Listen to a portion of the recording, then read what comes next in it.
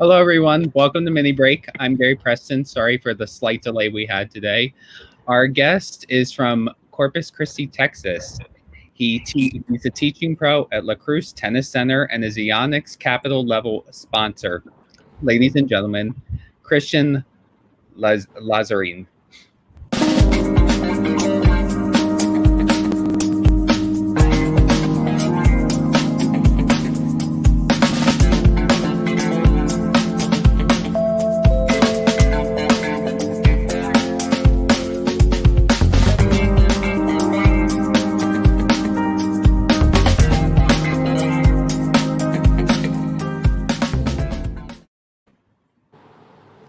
Hey, Krystyan, how are you doing?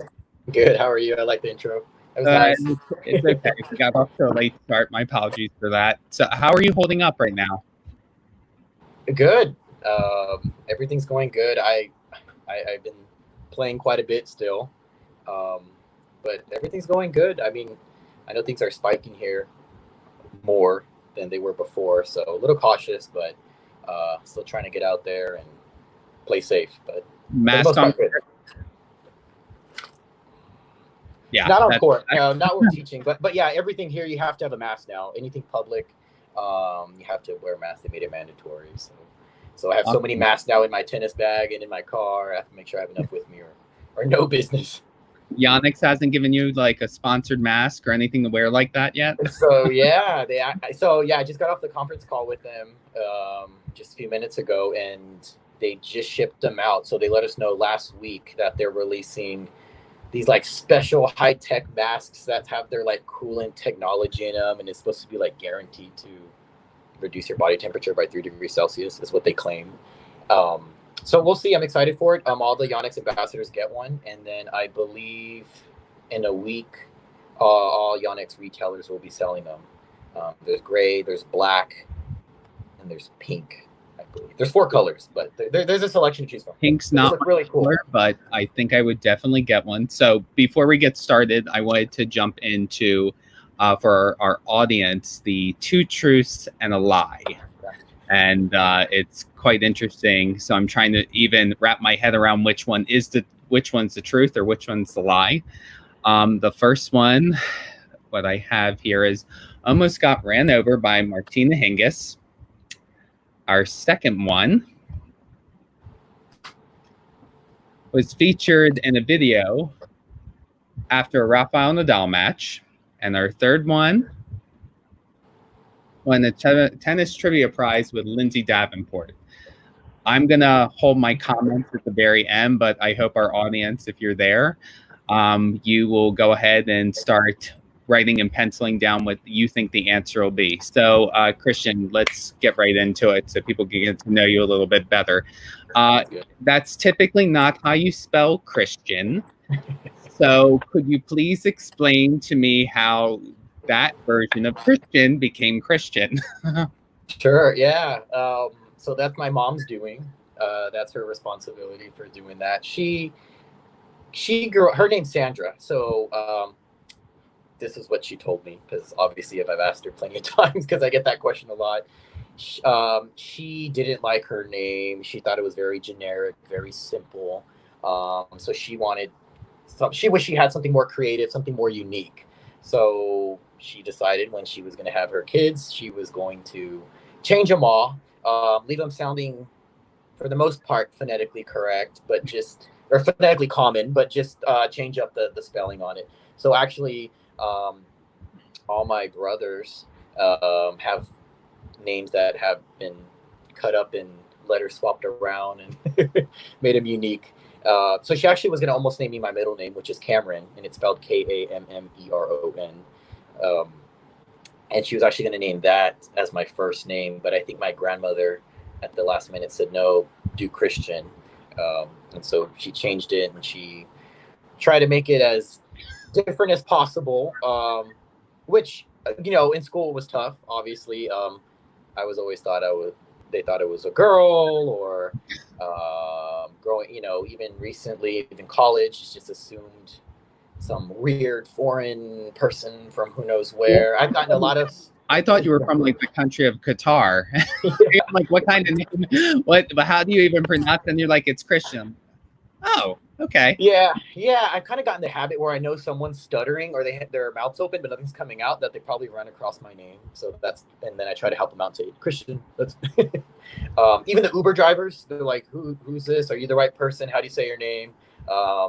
So the silver lining is it becomes memorable and they remember it. They remember the name. Hopefully, my face to the name. But yeah, even growing up, I would get beauty pageant letters in the mail What? as a teen, and it was like, don't forget, Christian, you haven't registered for the Miss Texas 16-year-old competition, and it was fun. Even and one time in high school, I was actually went with my team, and they couldn't find my name in the draw because the director thought my coach made a mistake and had me in the girls' draw. So then they had Wow. yeah, and this was a tennis tournament, and they thought my coach made a mistake, and so they had me in the girls' draw, and it was a big mess. They had to figure out where there was a bye and try to convince the opponent to not get upset, so there's a lot of stories that come about with my name. I've never heard beauty pageant. I mean, looking at you, you don't look anything like a girl. So yeah, no. So they just knew the name and didn't know my face. Yeah. that's interesting. I still would never, thought of that because it's a unisex name.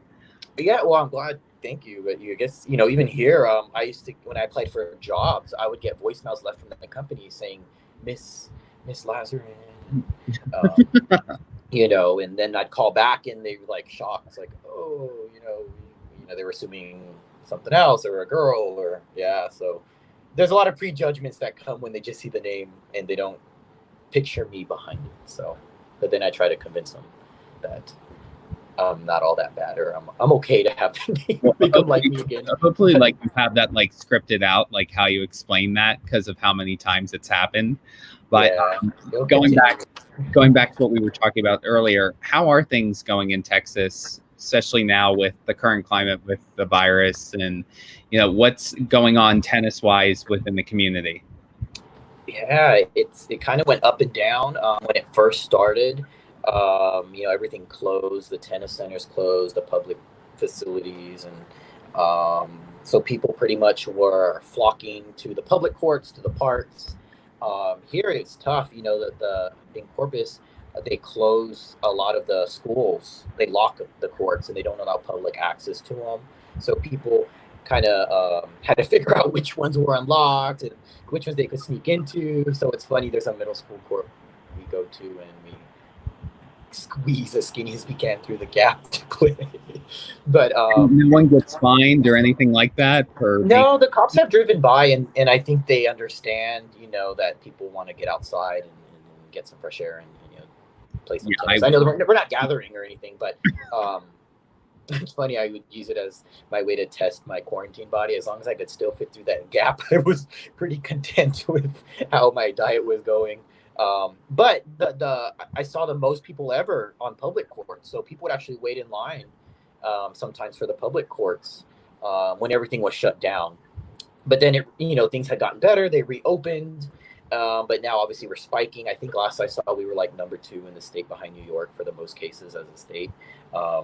So it's gotten bad again.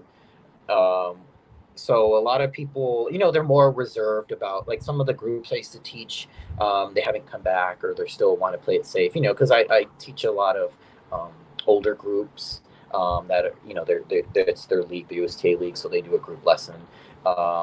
So it's kind of half and half. Either people are still kind of hesitant to do anything group lesson wise or events or anything, and then there's another group and they kind of are still want to get out and they're antsy about it. But what's changed is there's been a rise in cases clubs or facilities. You'll get emails or something like, oh, a member here was, or an employee got it. So which we, when things were closed, you didn't hear that. So it kind of ebbs and flows. I think when people get notified that there was someone there, then they're more reluctant to go there. But people want to get out. People are itching to get out, and so things are still going. But people are definitely cautious. I know, like, we're at capacity at our local hospitals, and so it's tough. It's tough to find that balance, but people, they miss it. You can tell, and they did actually. I don't know if it was last week. USTA canceled all the leagues in USTA Texas, so there's no USTA leagues until maybe later in the year. But I know they were about to start up a postponement of the spring 18 and over leagues, because normally they're in the spring. They didn't happen, and they were going to reintroduce them. People were excited, and then they said there's no leagues. So I know a lot of players are like, hey, is anyone doing in-house leagues, or is there anything for us to do to try to, play? So people want to play, especially now that there's no USTA leagues. A lot of people were bummed about that, and they canceled our sectionals, and so a lot of people weren't even going to play league because there was no incentive. So there have been a lot of rises in like cases at the clubs. A few sporadically, you'll hear like a member here. They'll send an email out. And you'll get, or an employee had it, or now our employees are getting tested because of the virus. So it's a touchy issue, because some people feel like, oh, well, then they should close altogether. And then, some are like, well, you just don't show up. So, I mean, being in New York right now, like even right now we're at stage 2, and I feel very weary even going back, or like even with the regulations that we have, going on, with the pandemic and people not following it. Side note, what do you think of the situation with Djokovic and the issues he's had with COVID-19 and the parties and the because I heard that the ones that played his event.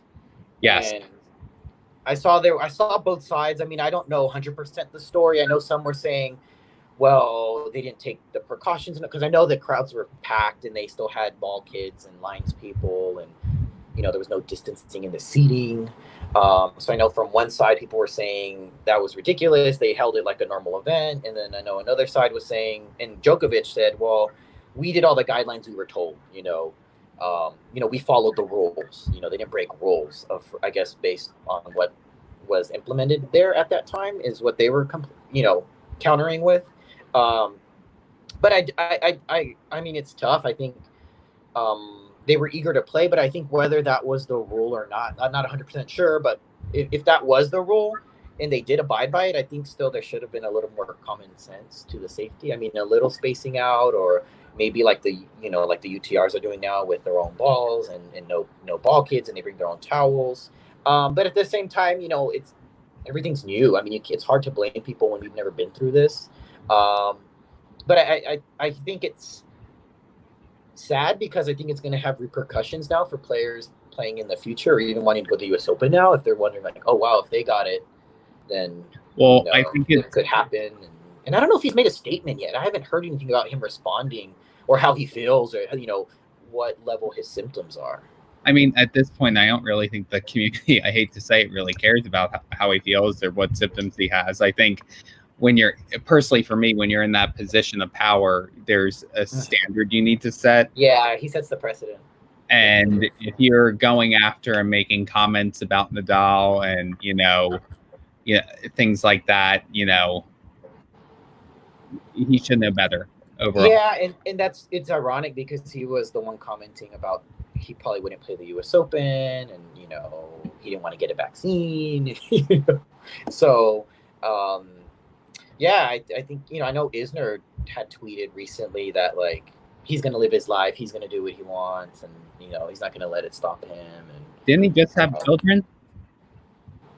I think so. Yeah, I think he had a kid. Yeah, and I know he got backlash for that, for his comments too. But it's weird. I feel like it's so polarized right now between stay at home and be safe, and then the other side's, well, live your life, and and I mean, it's not black and white, but I feel like it's tough that way. And I just feel like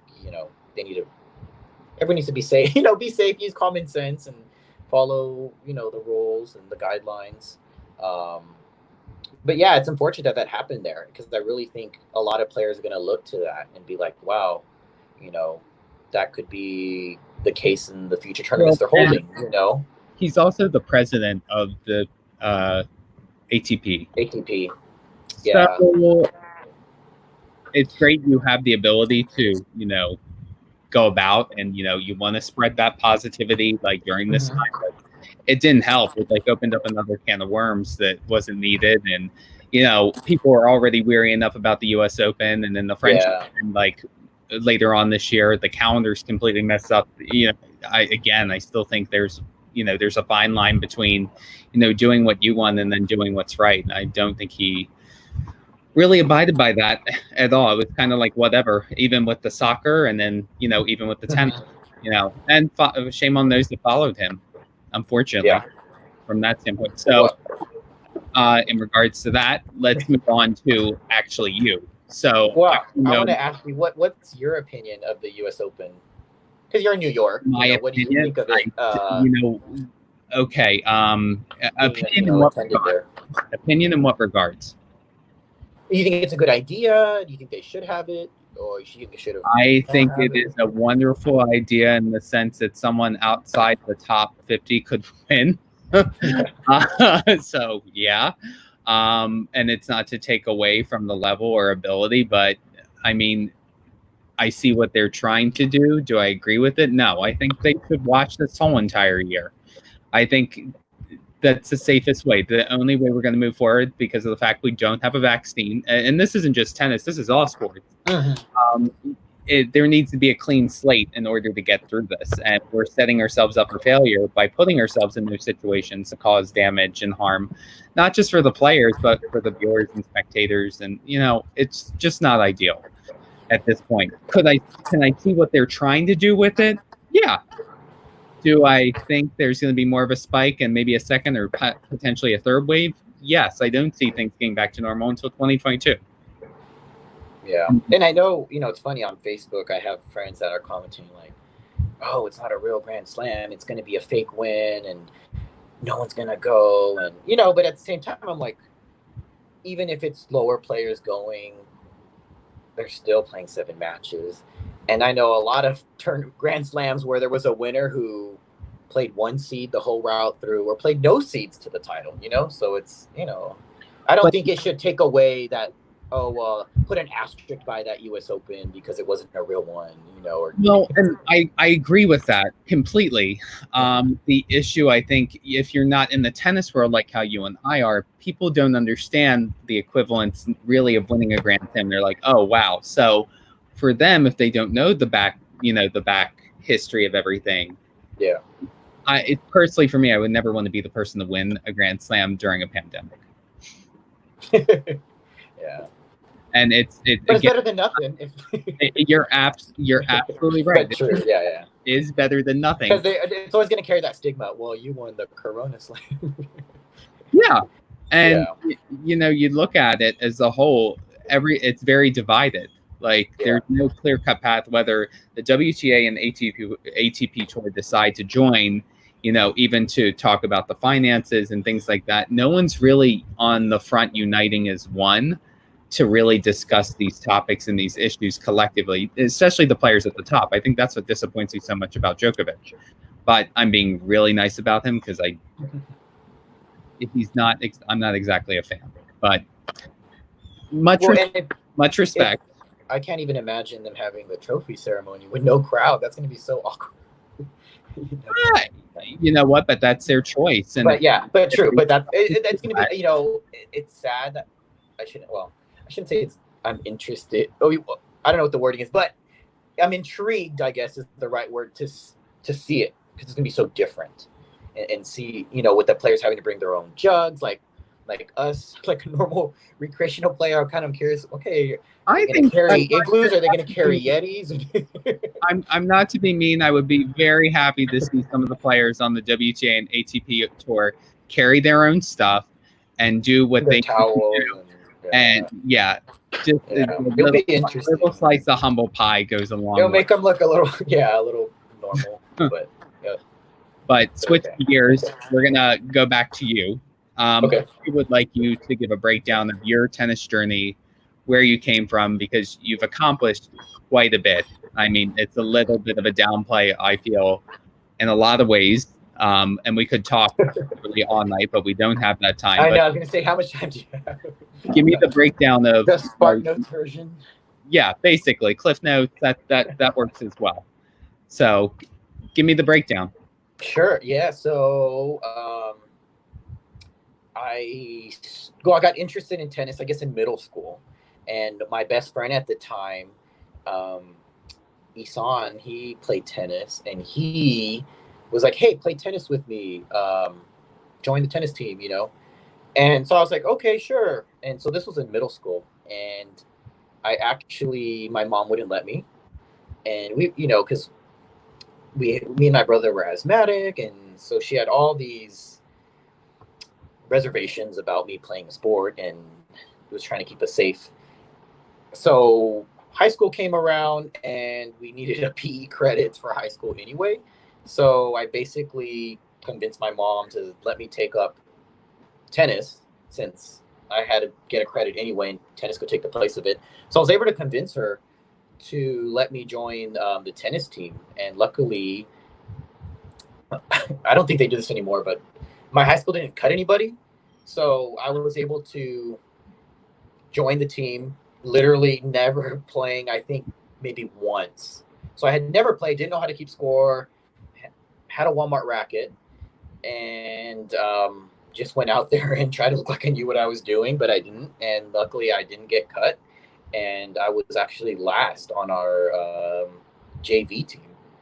So kind of got lucky there, because I remember by my junior senior year, they were cutting people left and right. So I guess we weren't that strong at the time, or they were just being nice, and they let me on the team, and I kind of just fell in love with it. I kind of had the tennis bug get me quick, and I would go to every practice, would show up every morning. I was a goody kid, so like I was like scared if I didn't go to practice or something. So I would go every morning, would stay late, and then I kind of just got addicted to it, and I kept playing every year, and kind of worked my way up through there.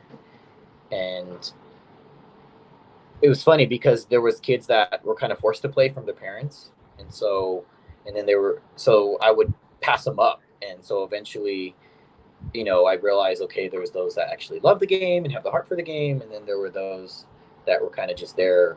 I don't know, maybe they were there to get the credit too, like I initially was. But yeah, I got addicted to it, and I just kind of self-taught myself for the longest time, and that's kind of how I got introduced to it. Well, I mean, are you still there? I don't see your square. Oh, there you are. Yeah, I'm here.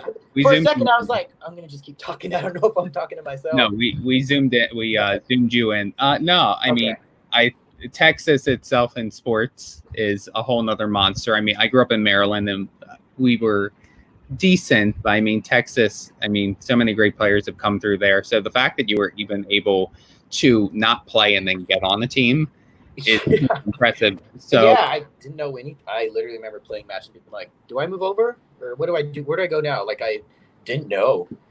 And yeah, so I literally self-taught myself all through high school. I mean, obviously we had practice, but it wasn't instructional, and so yeah, I just I would be in basketball shoes and this Walmart racket, and I remember I would judge myself so bad, and I was like, oh, look at that kid, he's all decked out in Nike or all in Adidas and with a big old bag, and here I was with one racket and a water bottle and in my basketball shoes and a big old Walmart racket. And but again, the more I played, I learned that I was gritty and I had the heart, and I was so competitive, and I would frustrate these kids, and they would call me a pusher.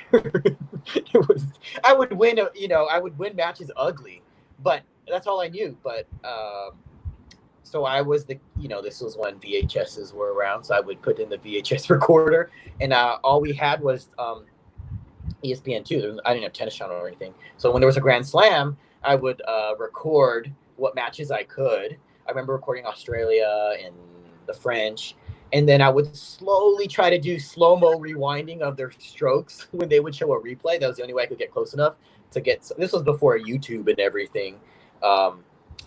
So that's kind of how I would be in my room trying to mimic their strokes, and knocked a few lamps down and broke my ceiling fan one time. It wasn't pretty, but that's kind of how I self-taught myself. And then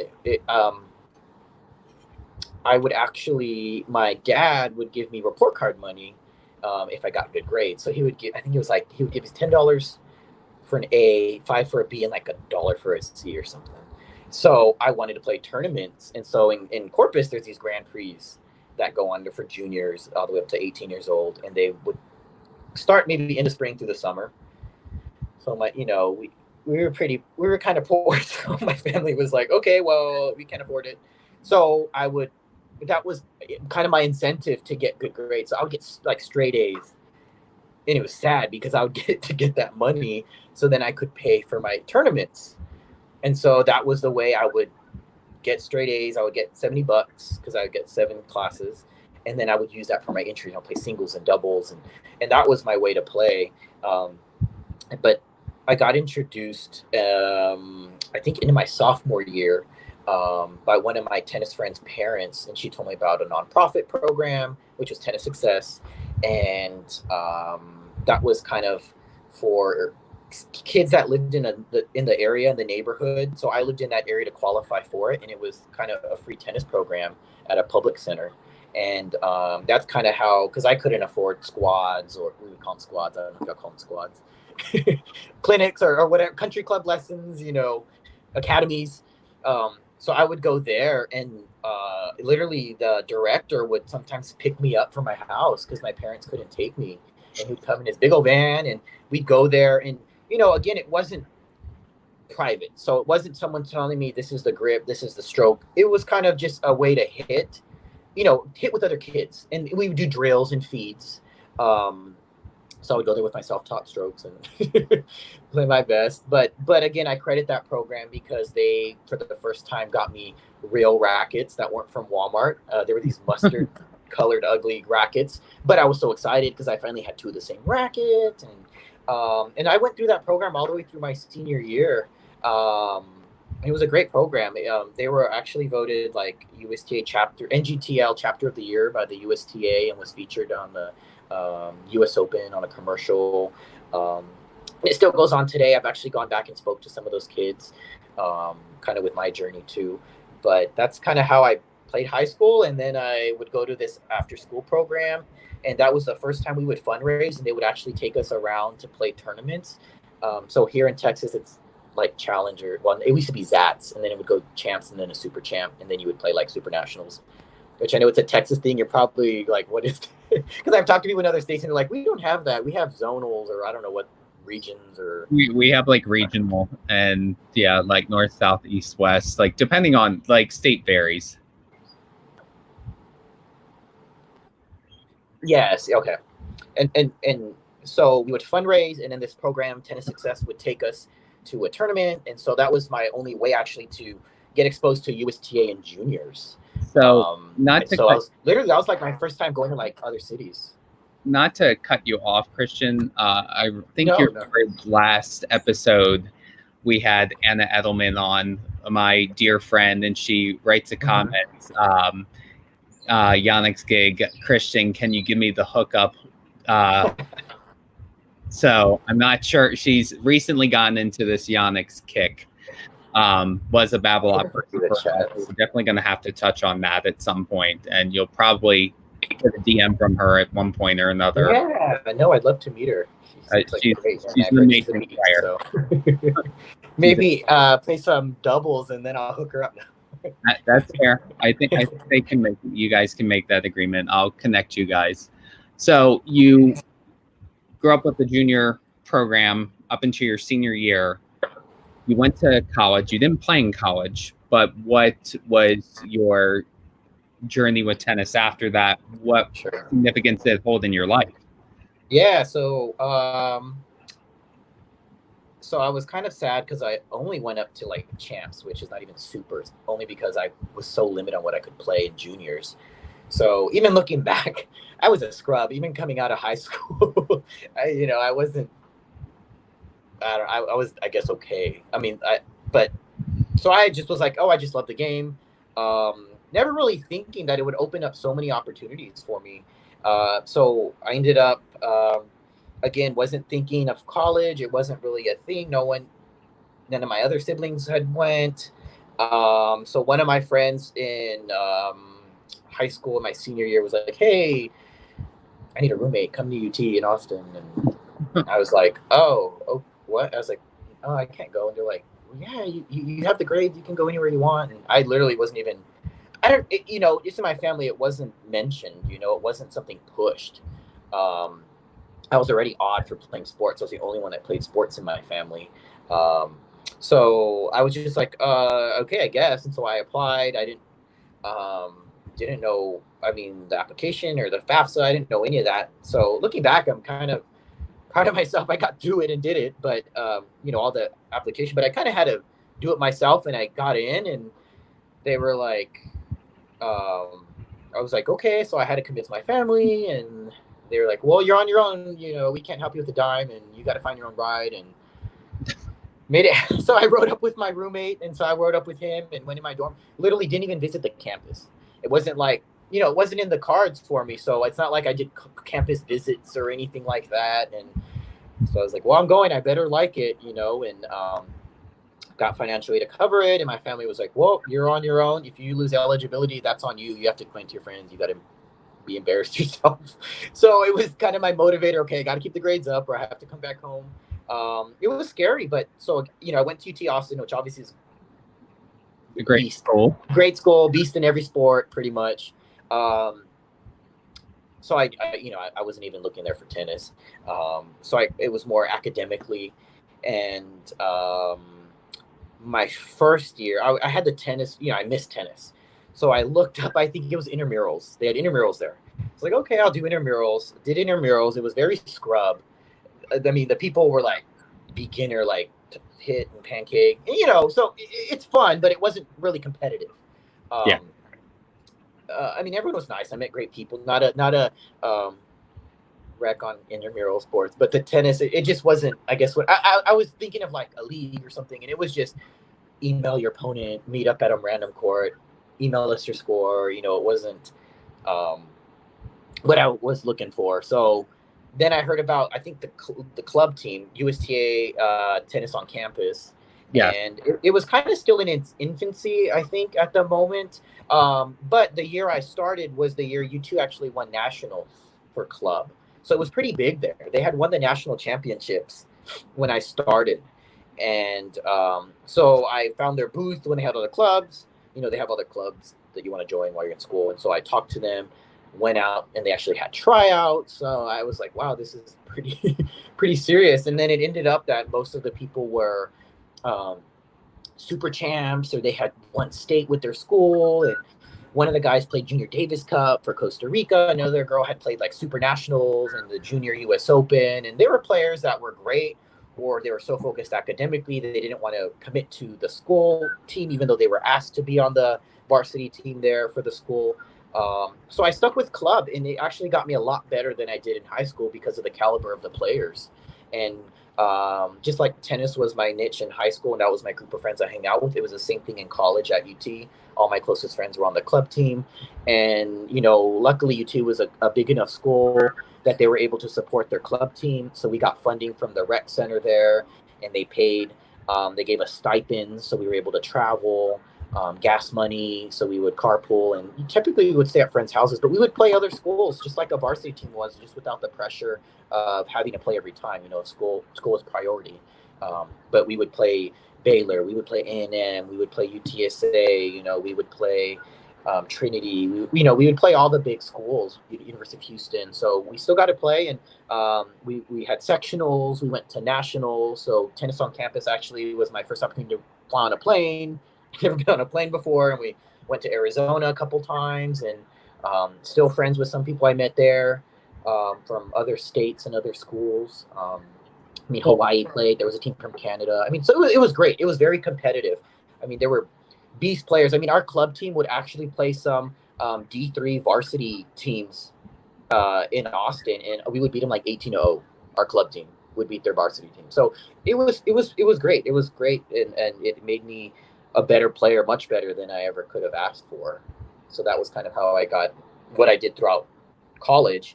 And then I got into, was introduced to USTA and adults, and there's a whole drama story behind that. I didn't know anything, and I was a sandbagger for like a year.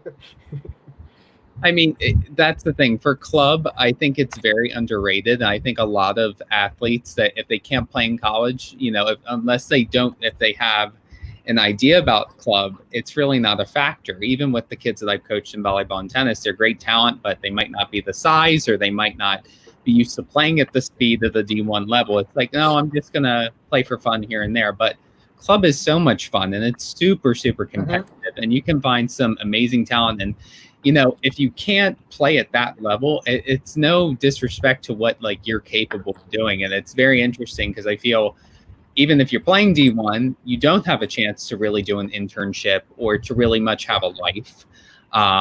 So therefore, club, if you're looking to have the best of both worlds and develop your career and whatnot, it's the best way to go. And even some intramurals, if they're properly run correctly, they can. I think maybe I just wasn't bad. No, but I do understand that they can be successful. But especially with tennis, it's so up and down. There's no clear cut. Like a club team could easily beat some small D1. A D3 can be the D1, the D2 can be, Sure, there's all levels. It's literally all over the place. As much as it is a team sport, it is still an individual sport in a lot of ways. So you ended up graduating, finishing at Texas. Where did becoming a coach come into play? That factor. What was the deal with it? So I saw OC was on here. Just shout out. I saw him comment. Yeah, I did not want to cut you off. So no. It's interesting because I see chats, but I guess it's only chats on here, and then there's OC. But I'll randomly. I don't know if anyone else is commenting on Facebook or anything, but how's it going, OC? Hi. And to clarify, that intramural, I actually didn't even win that year, so I really shouldn't be saying anything because I didn't even win it. I mean, we lost to some team, but it was just night and day. You don't know who you play. You play someone that can hit with you, and then the next match you play someone that didn't know how to keep score. So yes, not to trash intramurals. I didn't even win that year, so there was a good team in there because I didn't even win it. But it was just up and down. You just didn't know who you were playing. But yes, to go back to coaching and everything. So I graduated, and then I actually got offered by Coach Sender, the head men's coach there, to teach at the Longhorn camp. Him and Granger, who also worked the camp. Anyways, I got an email, and which I was trying to think how they even knew I played or anything because I didn't even know they knew who I was. I think it's because they offered some sort of like clinics at this time you could play on the varsity courts there. So students could play, and I think they offered some sort of clinic there, and I showed up to it. And I think that's how they saw because I was like wrecking on people in that clinic. I think it was like beginner level, and I was just wailing on people, and it wasn't nice. But I think that's how they got a hold of me or saw I played and was a student. So they offered me to teach at the Longhorn camp. But during my college time, before I graduated, I would come home in the summers and I would teach at the HEB Tennis Center back home. So when I was home for the summer from UT, I would teach the kids camp. And that's kind of what got me introduced into, I guess, the coaching aspect of it. That was my first time was doing it in college and being home in the summers and teaching kids. So I got a lot of experience there, seeing how other coaches taught and being an assistant to them. So then I got offered to teach the Longhorn camp, which was a little more prestigious because a lot of great juniors go there. And that was great because they gave us these binders and it had all these drills and just a lot of coaching and experience I got from it. There was a lot of great coaches that were there. And it was great. I mean, I got to see a lot of this talent in Texas and meet some of the varsity players at UT and get to know the head coach, the men and women's head coach there at UT. So I did that. And then I actually then got an offer to teach at the Aggie camp in College Station, oddly enough, even though we're rivals. So I got one of the guys at the Longhorn camp dropped my name over there, and then they contacted me. So then I ended up driving and staying at College Station, and which was rough. I got teased all the time because I was a Longhorn, and they kind of had a little hazing phase, but over there was also coaches from all over, so it was great to meet them, and it was a great experience. So again, coaching there, and then I ended up staying in Austin and living, and then I was teaching at the Courtyard Tennis Center, at the Mac 360 Academy there, which is a private club. And so again, I got more. Oh, so it ended up UT referred me to A&M. And then A&M's one of the assistant men's coach, his son was the director or the one running the Mac 360 camp in Austin. So it just kind of came full circle. I guess I did the right thing to get my name through the grapevine. And so it was all connections. And that's one of the biggest things I've learned from tennis is the networking aspect of it. So then I was teaching in Austin for a while and I lived there. And then I came back to Corpus. I moved back, and then I was actually had a real world job at a desk. It was doing accounting for an oil and gas company, and then I ended up hitting at another center, and then the director was like, "Hey, you play tennis, do you want to teach?" And so then I was teaching at another private club in Corpus, and I ended up liking it. I felt like I was at that age where I could connect well with the kids. They saw me as like a big brother or something. Because a lot of the coaches would be like, "Hey, you connect well with the students." And so I looked younger than I was. And so I think the kids would listen to me, and I think I was fun with them. But at the same time, then I would teach adults, and adults were like, "Hey, you describe and explain things really well." As you can tell, I'm a talker, so I'm going to talk a lot when I'm teaching too, and I try to explain things. But that's kind of how I got into that's kind of how I got into all the coaching. And yeah, it's just kind of taken off from there, and it's opened so many doors, and I've met so many great people through it, and state tournaments too. You've been teaching for quite some time. Tell me a little bit how you were able to become a capital level sponsor with Yonex. Can you explain to our audience what that is and what the equivalent is? This is quite a big deal. I've seen your Instagram and your Facebook, and you're constantly posting a lot of great things, and it's very positive, by the way. It's actually refreshing. Thank you. Well, thanks. And that's something we really don't get to see in this world that often. So it's not conceited by any stretch of the imagination. So I definitely think people should follow you. So audience, listen in. We're going to post his social media tabs on there, his handles soon. So yeah. No, I appreciate that. And I try to keep it positive, and because you're right, I do see a lot of things on there, and it's nice. It's hard to, especially in today's times, to come across positivity or fun posts. And but yes, Yonex does play a part of that, because I have to keep my social media going and promote them. So people see a lot of it. That's why it's not just for fun, but it is fun doing it. But I do it for a reason. And so with Yonex, I got lucky that the sales rep for our territory in our area is from Corpus. So that was kind of the luck of the draw there. So Mark Gonzalez is my Yonex rep, who contacted the director of the club I was working at the time. I think they ran into each other at a conference, and then he brought up to the director like, "Oh, hey, I saw Krystyan's teaching at your place." And I actually was sponsored by Dunlop before Yonex. And I know. I played with Dunlop when I was a kid, and never again, like the 300G, 200G. Yeah. So if you look at some old pictures, I have this Dunlop racket. When I was teaching, my director at the facility had contracts with Babolat Head and Dunlop, and he was like, "Hey, no one here has Dunlop. We need a Dunlop pro." Next thing I know, I get an email. "Hey, you're with Dunlop. Here's your contract." Was pushed into it.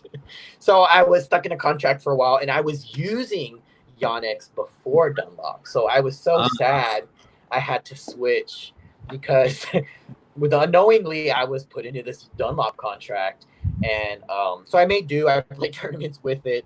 But I was excited because it was my first contract with Yonex. I was just using it. I loved Yonex already. So I was like, thank goodness Yonex found me again. And because my club at the time didn't even wasn't even a sales rep to hold Yonex. So, but anyways, to cut the story short, he ran into my director, found out I was teaching at his club, and asked him, if I would like to be part of it. And I said definitely, because I was missing my Yonex rackets.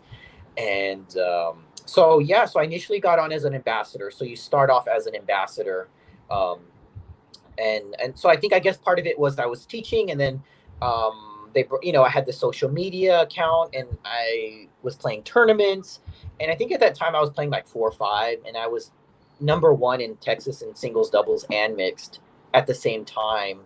Um, and then I had won like a major zone where I won all 3 events, and I played like 13 matches.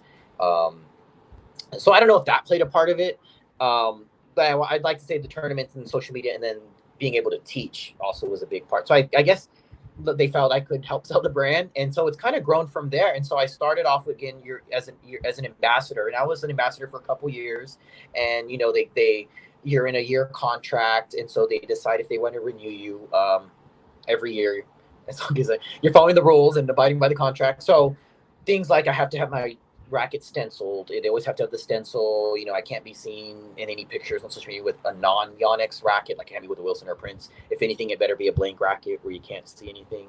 So the contract is mainly equipment. So they do send us clothes, but I'm not bounded to have the clothes, but they do highly encourage it, and they do give it to us to wear. And so mainly, I have to have the Yonex bag. I have to use Yonex grips. I have to use Yonex strings. So funny story, I got in trouble in Hawaii in the World Championships. I wanted to do this nice, fancy World Championships. I want to do nice pictures. So I'm sure you can, I don't know if you've seen it, but it's my Yonex racket on the beach, and there's like a lei, and so I got a big trouble because I stenciled it upside down. And so it's supposed to be, circle, triangle, and I had it reversed, and I didn't even realize it. And so I got contacted by the rep and was like, who stenciled your racket, and do you know it's upside down? And because I had put on Instagram, Facebook, and then there's actually a private Yonex group. I put it on there thinking I was so cool, and then it completely ruined the photo because the stencil was wrong. So they do check. So there are some checks and balances with that. But so after 2 years, I got contacted this January by my rep Mark, and he said, hey, would you like to be involved at a captain level, which is above a brand ambassador?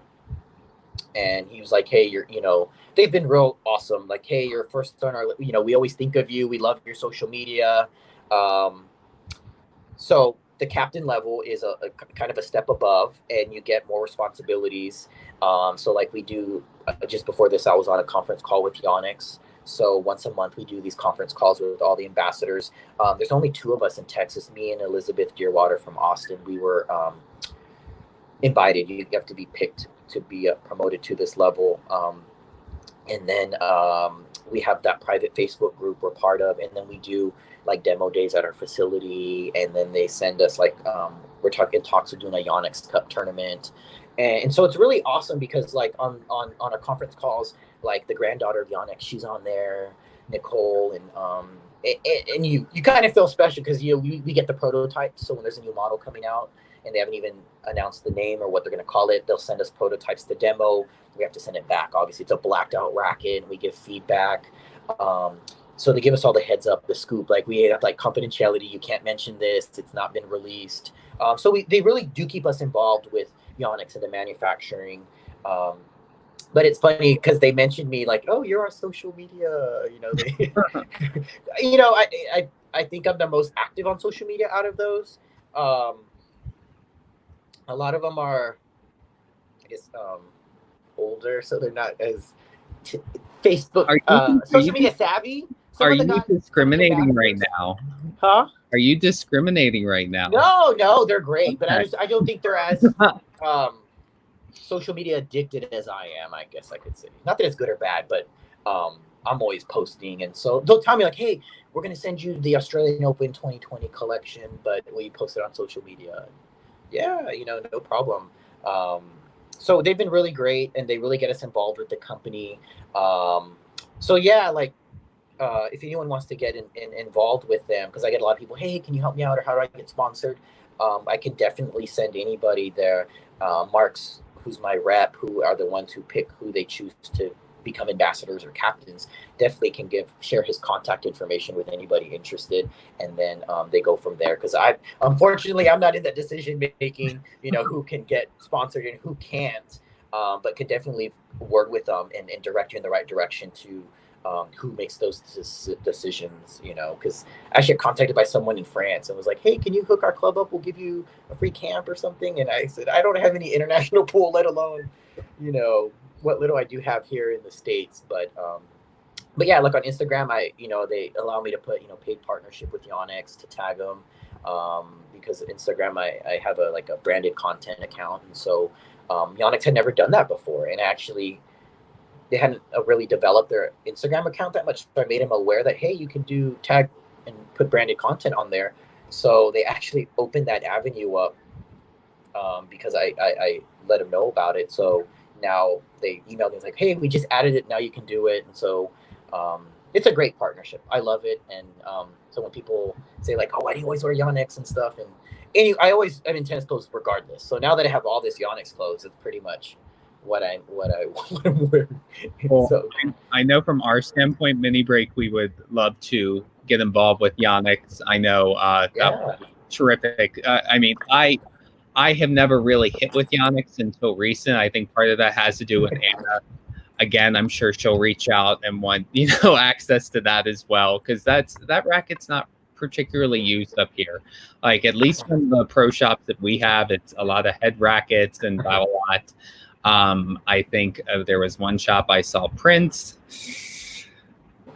So, but other than that, you don't really see that. And Yonex is actually a very good racket. So, and no, this is not me trying to get a deal or anything like that, but posts on media. So, but we would love to potentially work with Yonex if that were to be the case. Yeah, that's awesome.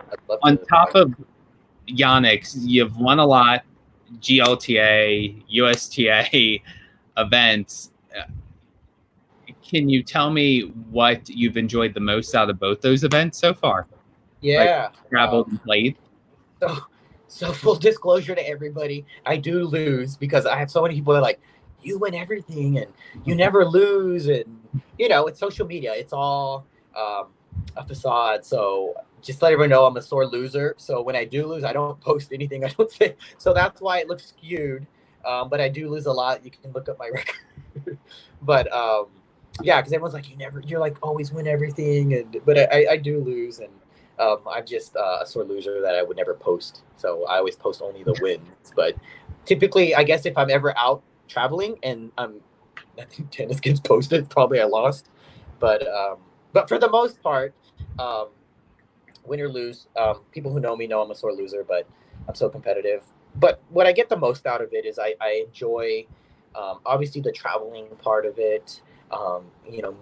Me going to places that I never normally would have done, but tennis is kind of the push to go to that place. I'm one of those people, like if I haven't been somewhere, I'd rather go there than maybe a repeat place. But the biggest thing I get out of it is, again, the connections, the social connections, and the people I've met. I mean, I met pretty much all my close friends are through tennis in one way or the other.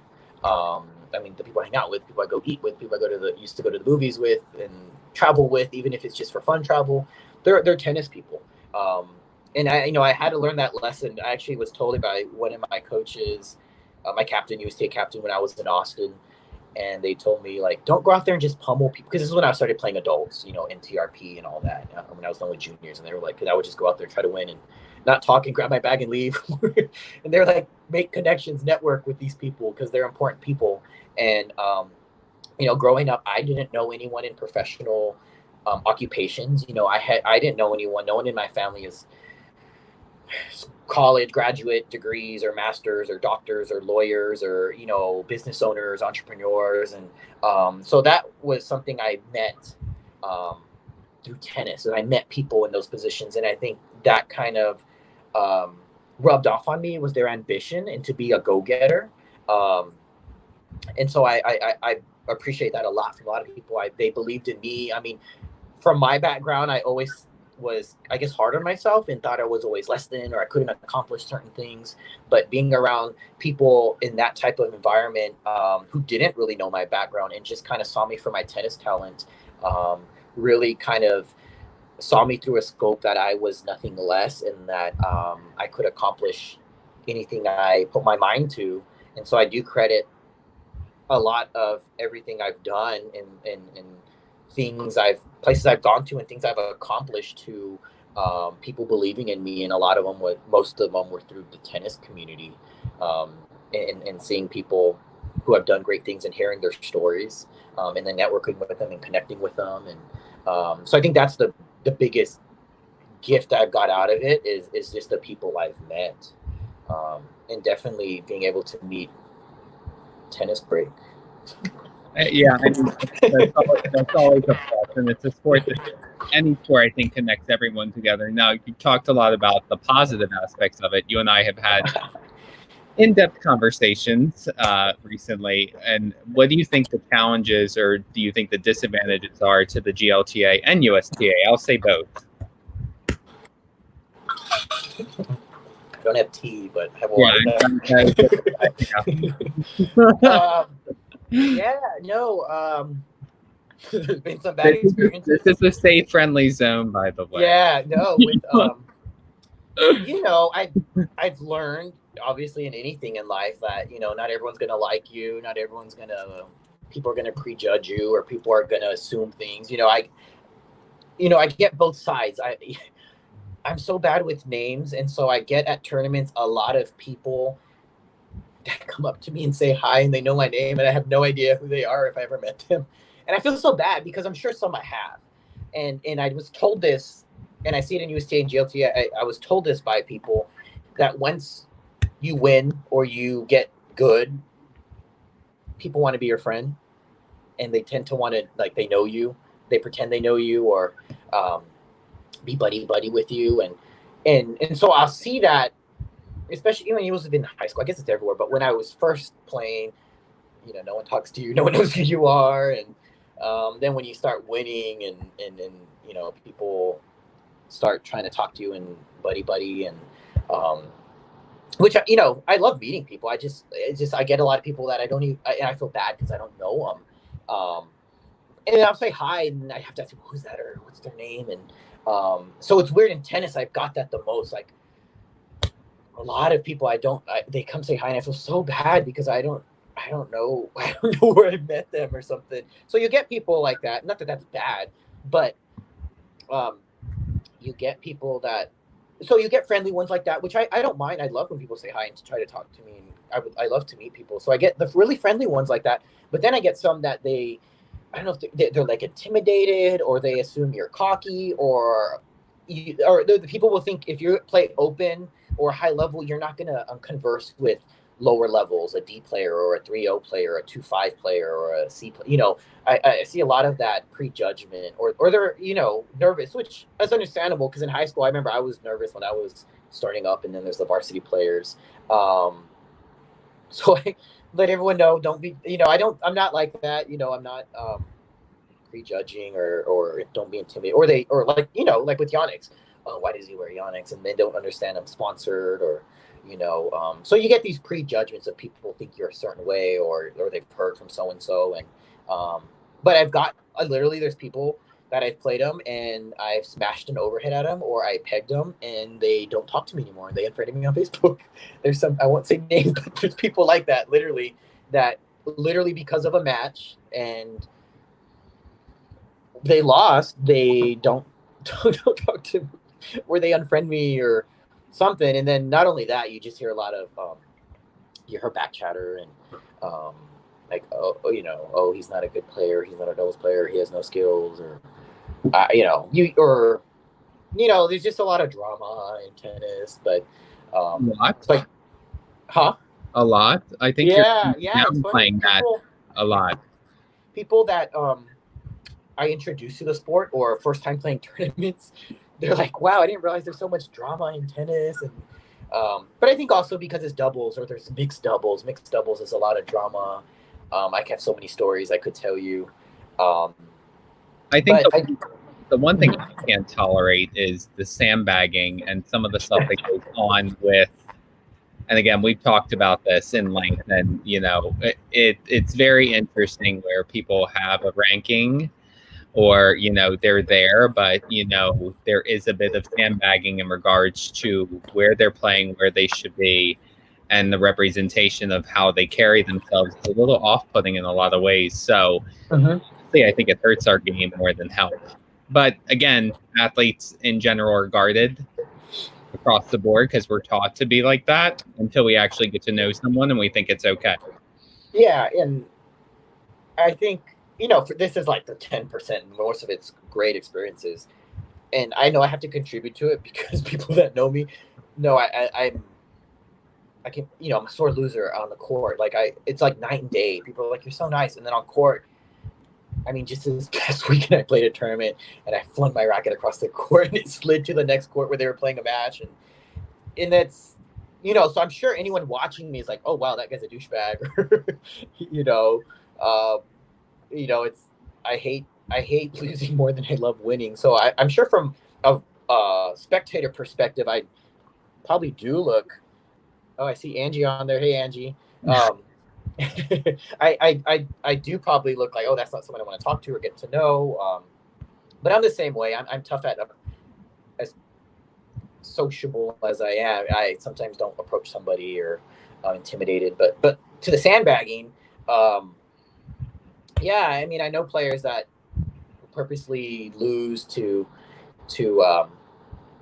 stay at a certain level and win that level, and I know it's tempting because I'm a big trophy hoarder, and if I can win a trophy at a lower level, I want to. But I've been on the other end where this is not fair. It's not fun. And, like at USTA, I'd never played adults. And so my Austin captain was like, "Oh, yeah, rate yourself as a 4." So I didn't know. So, yeah. So so I'm guilty of it. And that's the one thing I can say. That's the one thing I can say I've never done. I know you have. I know. I'm not proud. Not my proudest moment. I sandbagged and didn't lose a match, and then went to sectionals and bageled some teams there, and didn't lose a match at sectionals, and then right away it was bumped to 4-5, and then bumped to 5-0, and I went through that period where I was like, oh, there's not much to play when you're above a 4-5. There's not 5-0 draws don't really make. There's no 5-0 league where I'm at. There's hardly a 4-5 league. So you're very limited. So I would literally, I would play in Dallas, or I would play for Austin. I would travel up there just to get league play. But I've got to the point in the last few years where it's like, hey, I realize I get better if I play better people. And so I realize I'm just holding myself back. And so I'm just like, hey, if I play really great players that cream me, cool, it's a great experience. I've got to the point where now it's either you win or you learn from the losses.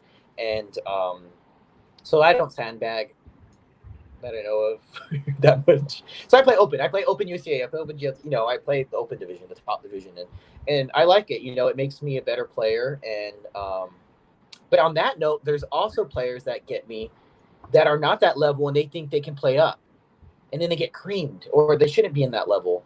And there's some players I know that are 2, 3, 4 levels below their level, and they never win a tournament at that level, but they play up. Yeah. And then they'll be like, well, if it's too slow, I can't play that, but I can play at a higher level because they hit at my pace, and I get good practice, and I get spin, and I don't want to play dinkers. But yet they play, I've seen, and they'll play league or a tournament at that level, and then they lose. And then they lose cons too. And I'm like, okay, if you can't win at that level, there's no way you're going to win at a higher level. And so they'll play up, and they'll get creamed. And I'm like, okay, if I'm 5-0 and I can't win at 2-5, 3-5, 4-0, 4-5, then I'm not a 5-0.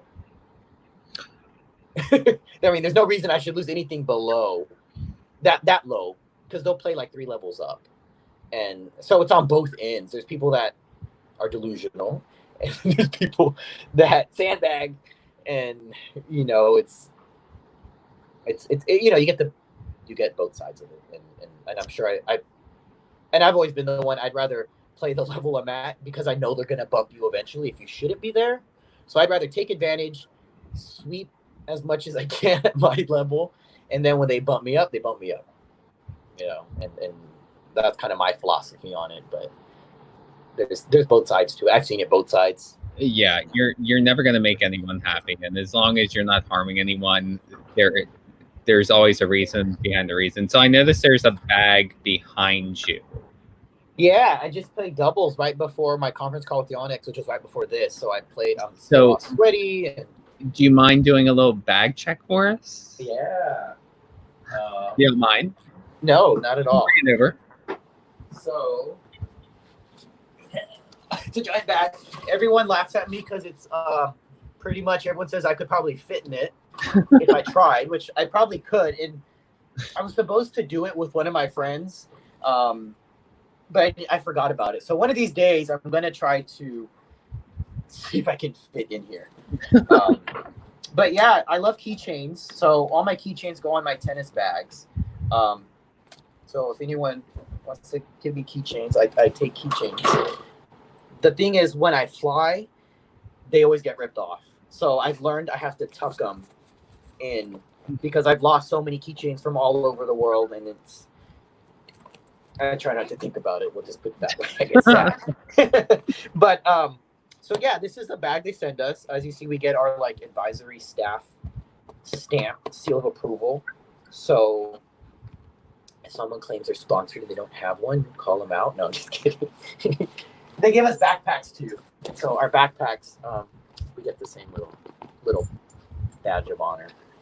But anyway, so I don't want to bore you, but I have this first little pocket, and this is probably, I call it the junk pocket.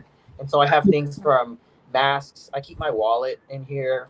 I keep my sunscreens, and then I have all my wristbands.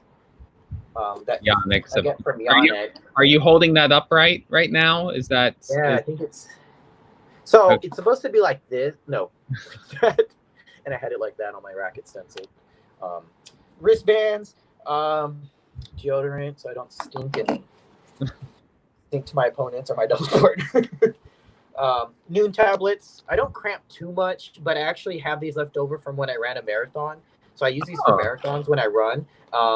I just haven't ran one, so I decided, well, I'll keep them in my tennis bag in case I need them, or if my doubles partner can't keep up. So I have lead tape if I need to weigh my racket down. But pretty much this bag is sunscreens, wristbands. Again, plenty of wristbands. I try to get every color they offer so I can match somewhat.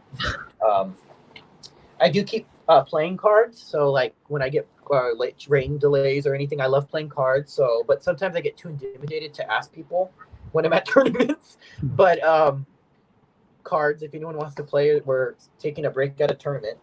And then obviously chapstick with sunscreen, a busted sunscreen, and pens. So that's that bag. That's the front pocket.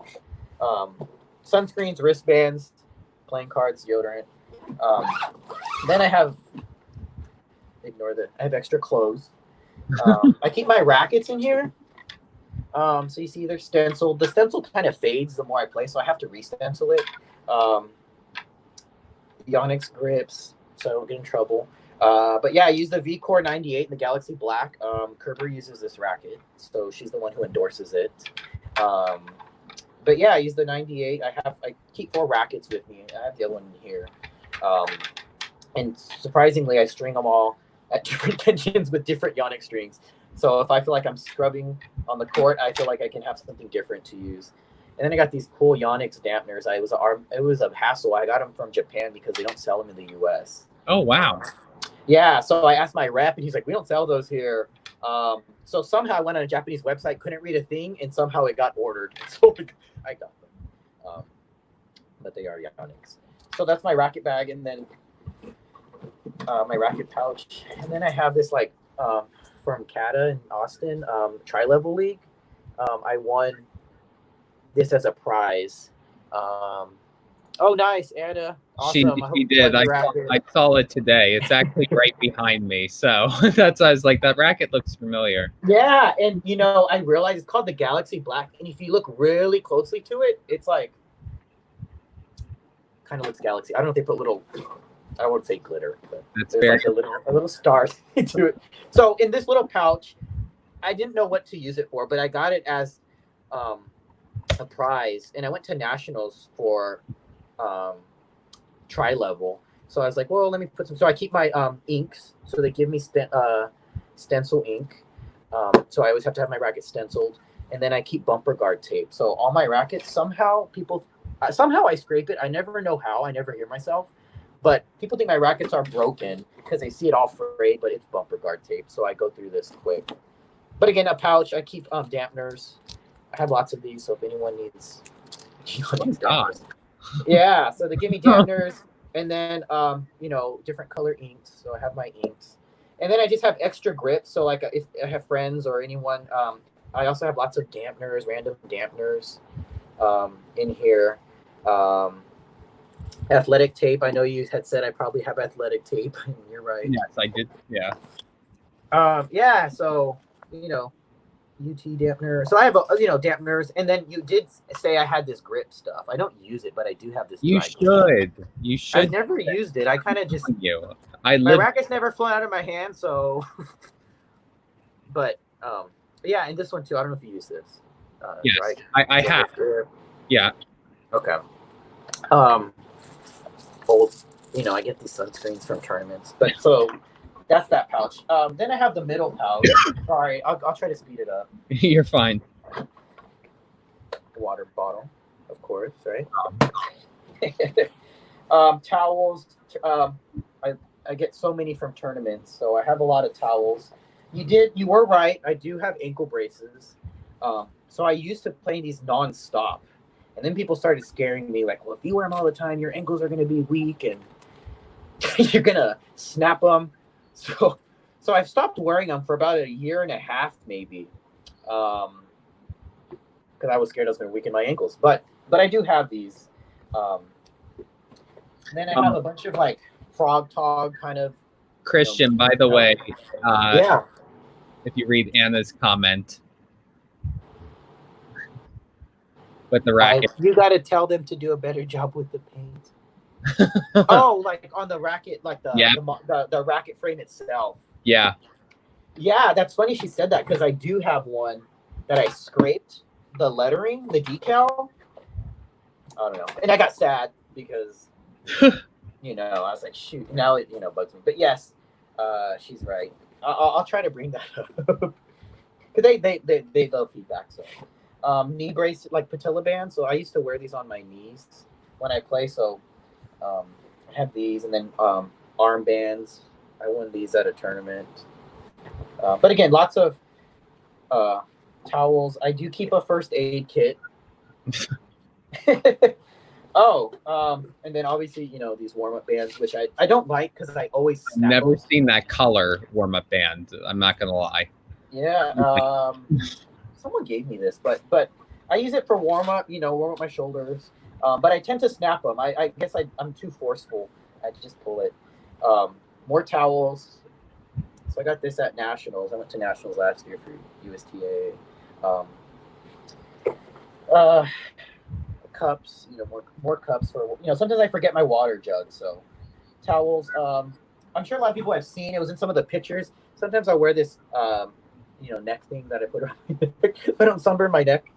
But again, towels. And then a second first aid kit. But I do keep a journal, actually, which is weird. But I keep a journal of, like, notes.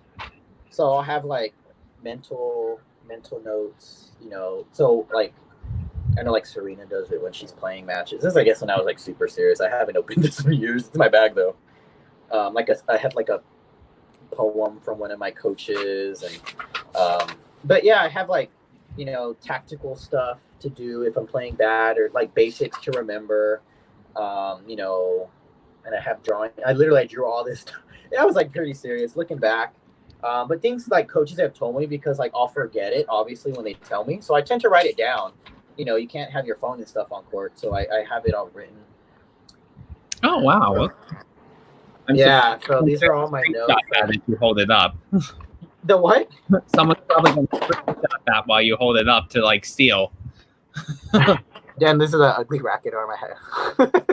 So don't make fun of my racket arm. That's what that was, but yeah. So that's like serving tips. When he'll go cross court, what to do a short ball. So I'll try to, because I have this in my notes on my iPhone, but and then I actually was so meticulous. I was keeping match diaries of like matches I'd play and the score and how I felt when I played it, and why I won and why I lost, and So make a very good book someday. Yeah, I'm sure I'll look back on it and probably laugh. Yeah. So I mean, then the last pocket is for Pop's racket. So this one needs to be really strong. I keep my stencil because I have to, if I'm having to stencil it on the go, I keep one with me since I carry the ink, so I can just pop it on and stencil it. I've stained a lot of floors of hotels with it, so I try to be careful. It's fair. So, Krystyan, we are going to... And a foam roller. That's about it. Okay. So. Oh, wow. I haven't seen that one. So we are going to be wrapping up. So what we're going to do is now in the 2 truths and a lie. So there's stories is ready. You guys can please put in your answers at any point. We're going to repost them again right now. So the first one... Oh, it was just there. Almost got run over by Martina Hingis. The second one was featured in the video after Rafael Nadal's match. The third one won a tennis trivia prize with Lindsay Davenport. So we're going to give our audience a few minutes to put in an answer. So I can't see their chats, right? Or can I? I can't see it. No. Okay. So wait, I'm trying to... Oh, and I forgot to say shout out to Sydney. Thanks for everything, and I appreciate it. He'll be back soon. I know. I was looking forward to meet him, and I hope he does better. Anna thinks number 1 is a lie. Okay. Interesting. Okay. Chip says number 2 is a lie. Hey, Chip. So we're going to wait a little bit more.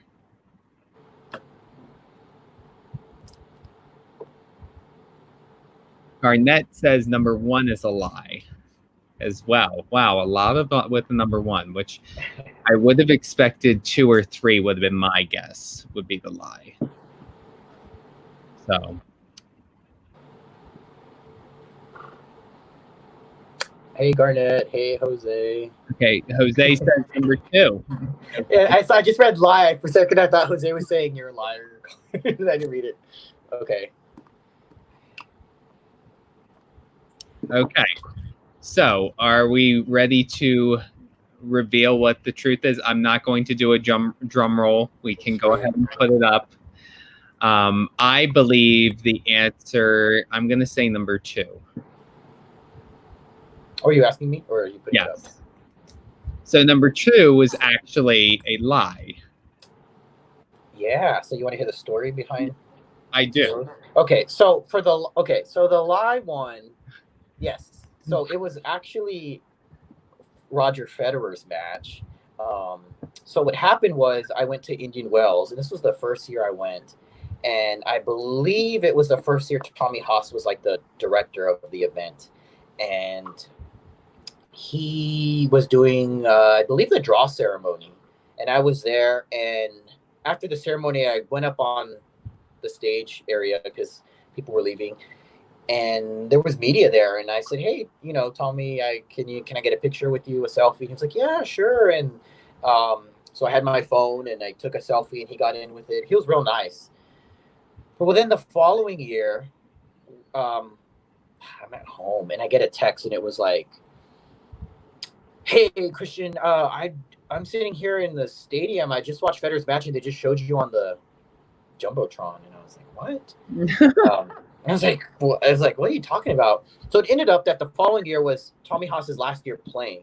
So Federer, I think, played the semis against Chung, and he won that match. And before he left or anything, they were going to do Tommy Haas's retirement ceremony on court. And then they ended up playing a retirement video, and then in the last piece of the video, they showed me in it with him, asking him to take the picture, and then they filmed us taking the selfie, and so it was funny. I made an appearance in it, and then Haas ended up sharing it to his Twitter, and then people were texting me after that saying, "Hey, we saw Haas's tribute video on Twitter, and we saw you in it. It's so crazy." And so yeah, it was cool. It was kind of cool. I was that I didn't even think that would ever happen. But so that was a lie with Federer, not Nadal.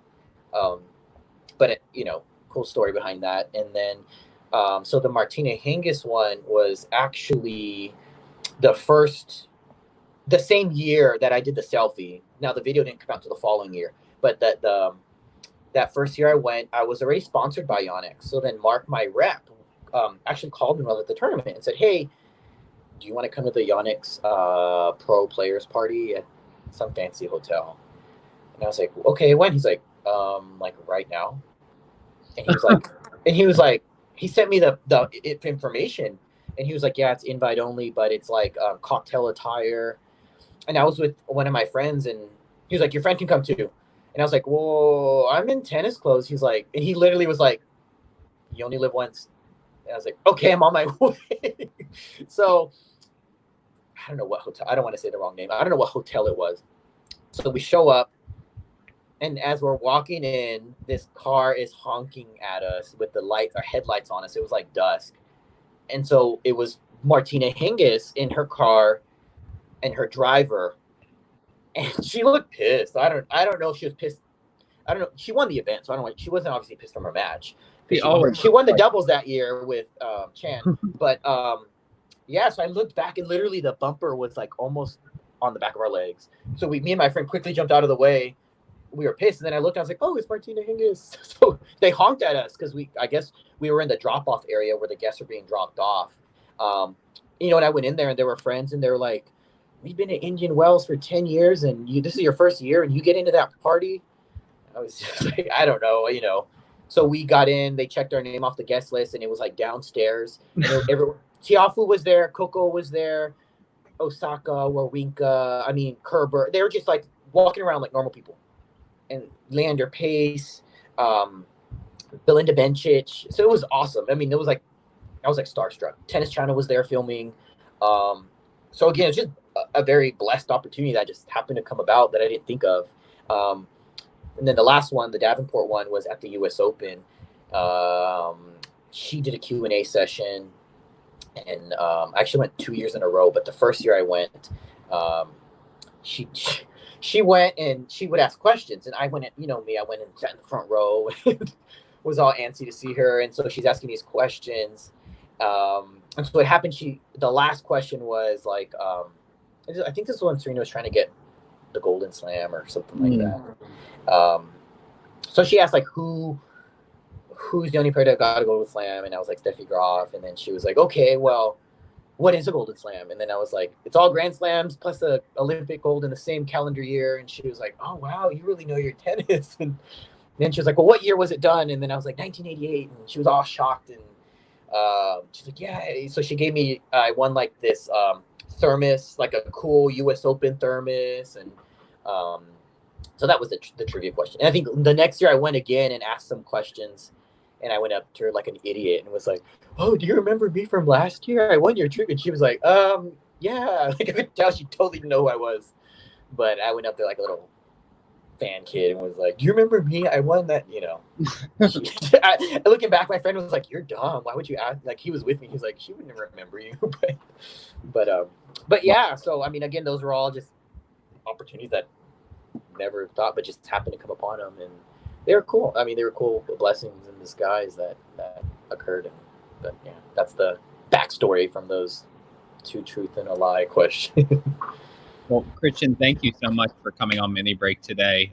It's been wonderful. We almost hit the 1.5-hour mark.